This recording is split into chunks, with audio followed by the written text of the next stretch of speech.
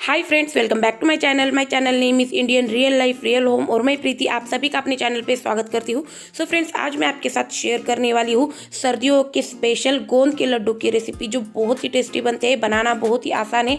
और ये लड्डू जो है वो मैं 4 किलो के क्वांटिटी में बना रही हूँ, तो ज़्यादा क्वांटिटी में बना रही हूँ, इसीलिए आपके साथ शेयर कर रही हूँ। आई होप आपको ये वीडियो पसंद आएगी। तो चलिए किस तरह से बनाते हैं लड्डू देखते हैं। तो चलिए फ्रेंड्स, गोंद के लड्डू बनाना स्टार्ट करते हैं। तो जैसे कि मैंने आपके साथ पहले जो है वो मेथी लड्डू की रेसिपी शेयर की थी, तो उसी के साथ में अब आपके साथ शेयर कर रही हूँ गोंद के लड्डू की रेसिपी। तो उसके लिए हमें सबसे पहले गैस ऑन कर देना है और एक बड़ी सी मोटी तले वाली कढ़ाई जो है वो गर्म करने के लिए रख देनी है। उसके बाद हम इसमें ग्रेट किया हुआ सूखा नारियल, यहाँ पर मैंने 4 कटोरी लिया है। तो ये जो कटोरी है, किसी भी एक कटोरी की मेजरमेंट हमने लेनी है। तो इसी कटोरी की मेजरमेंट से मैंने सभी सामान लिया है। तो आप किसी भी कटोरी की मेजरमेंट जो है वो फिक्स कर सकते हैं। इसी कटोरी की मेजरमेंट से मैंने ये 4 कटोरी ग्रेट किया हुआ सूखा नारियल लिया है। तो ये सूखा नारियल जो है इसका हमें कलर जो है वो चेंज नहीं होने देना है। लाइट ब्राउन कलर पर ये सूखा नारियल हमें अच्छी से भून लेना है, एकदम से लाइट कलर पे ही भूनना है और कंटिन्यूअसली चलाते हुए ये नारियल हमें भून लेना है। तो ये लड्डू जो है वो मैं ज्यादा क्वांटिटी में बना रही हूँ, इसीलिए मैं आपके साथ भी शेयर कर रही हूँ, क्योंकि मैं हमेशा ही छोटी क्वांटिटी में बनाती हूँ, अपने घर पर बनाती हूँ। तो वो जो है वो एक उसका जो प्रमाण होता है वो कम होता है। और ये जो है ये बड़ी क्वांटिटी में लड्डू बना रही हूँ, ये उस कटोरी के नाप से लगभग 2.5 से 3 किलो ये गोंद के लड्डू जो है वो बनकर रेडी होते हैं। तो इस तरह से हमें कंटिन्यूअसली चलाते हुए सूखा नारियल जो है ग्रेट किया हुआ ये अच्छे से भून लेना है। नारियल जो है वो भून लेने से हमारे लड्डू जो है इसकी शेल्फ लाइफ बढ़ती है। ये लड्डू 1 महीने तक बिल्कुल भी खराब नहीं होते हैं। रूम टेम्परेचर पर भी हम अगर रखते हैं तो इस तरह से मैंने सूखा नारियल जो है इसे भून लिया है। ये एक थाली में मैं निकाल लेती हूँ। सेम कढ़ाई में हम 1 कटोरी सफेद तिल जो होते हैं वो ऐड कर देंगे। 1/4 कटोरी मैंने यहाँ पर पॉपी सीड्स यानी कि खसखस लिए हैं, ये भी हमें इसमें ऐड कर देने हैं। और कंटिन्यूअसली चलाते हुए हमें इन दोनों को ही अच्छे से भून लेना है। गैस की फ्लेम हमें मीडियम ही रखनी है और मीडियम फ्लेम पर हमें तिल और खसखस अच्छे से भून लेने हैं। ये देखिए फ्रेंड्स, इस तरह से चटकने की आवाज आते ही हमें ये तिल और खसखस जो है इन्हें भूनना बंद करना है। गैस की फ्लेम हमें लो कर देनी है और ये भी हमें एक कटोरी में निकाल लेना है। इसी कढ़ाई में हम 2 से 3 टेबलस्पून देसी घी ऐड कर देंगे।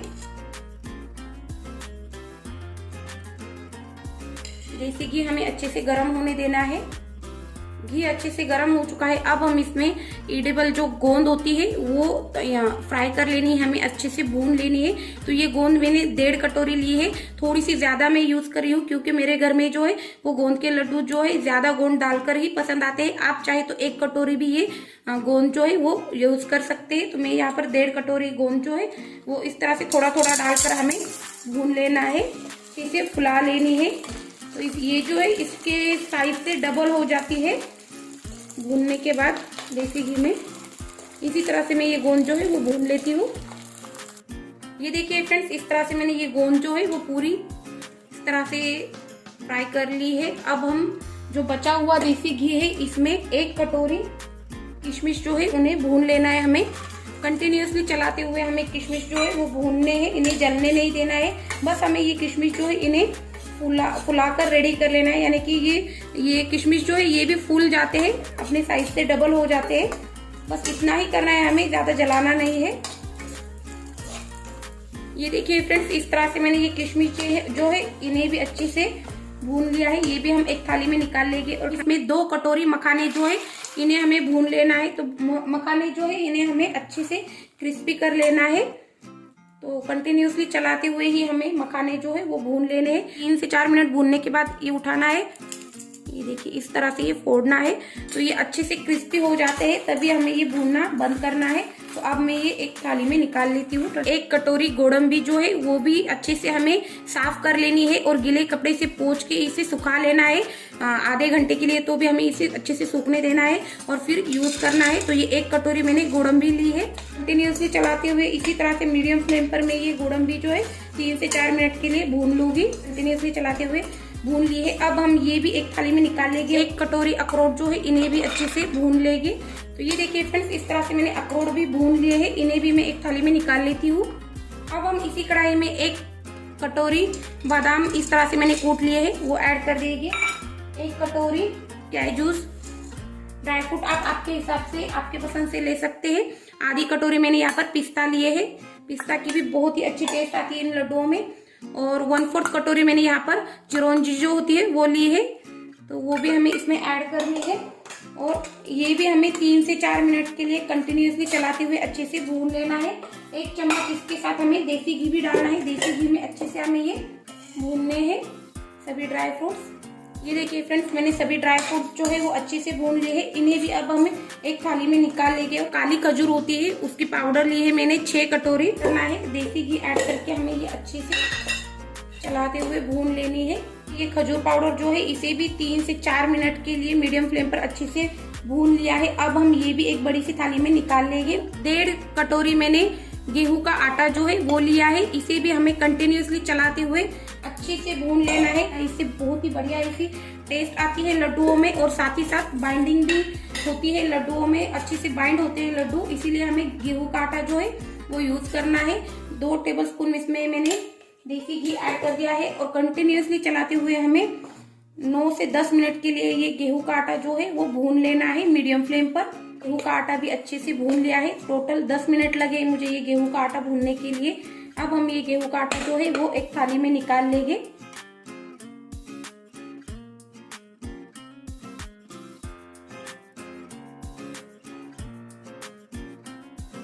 देखिए फ्रेंड्स, सभी पीस कर मैंने एक ही जो थाली है बड़ी वाली इसमें डाल दिया है। अब हमें ये अच्छे से एक सा कर लेना है। और इसी के साथ हमने जो गेहूं का आटा भून कर रखा है ये भी हमें इस स्टेज पर इसमें ऐड करना है। और फिर लास्ट में हम गुड़ जो है वो मेल्ट करना है। बस हमें गुड़ जो है वो मेल्ट करना है और मेल्ट करके इसमें डालना है। तो मैं 1 कटोरी इसमें गुड़ ऐड करने वाली हूँ।